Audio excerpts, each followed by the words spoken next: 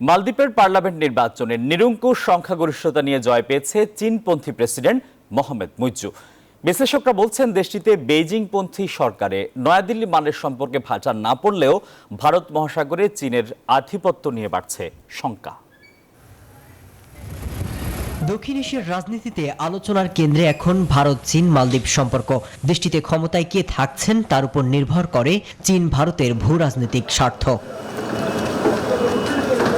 মালদ্বীপের রাজনৈতিক ইতিহাস বলছে এখানে বেশিরভাগ সময় ভারতপন্থী সরকার ছিল, চীনপন্থী সরকার ছিল মাত্র দুবার। এবারে নির্বাচনে প্রেসিডেন্ট হয়েছেন চীনপন্থী মুইজ্জু। তবে প্রেসিডেন্ট হলেও পার্লামেন্টের দখল ছিল ভারতপন্থী নেতার হাতে। তাই তো পার্লামেন্টের দখল নেওয়াটা ছিল মুইজ্জুর জন্য কঠিন পরীক্ষা।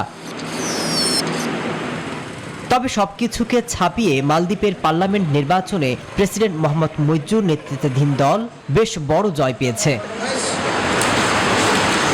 আর নির্বাচনের ফলাফল পরিষ্কার যে ভোটাররা শুভাকাঙ্ক্ষী দেশ ভারতের বলয় থেকে বেরিয়ে এসে মুইজ্জুর চীনপন্থী নীতির প্রতি ঝুঁকে পড়ার বিষয়টি ব্যাপকভাবে সাড়া দিয়েছে। তবে এতে ভারত মালদ্বীপের সম্পর্কে ভাটা পড়বে না বলে মনে করছেন বিশ্লেষকরা।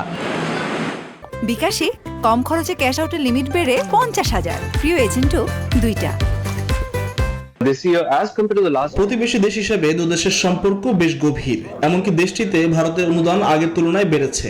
ভারতের বিপুল পরিমাণ বিনিয়োগও রয়েছে। সম্পর্ক ভালো রাখা মালদ্বীপের জন্য গুরুত্বপূর্ণ।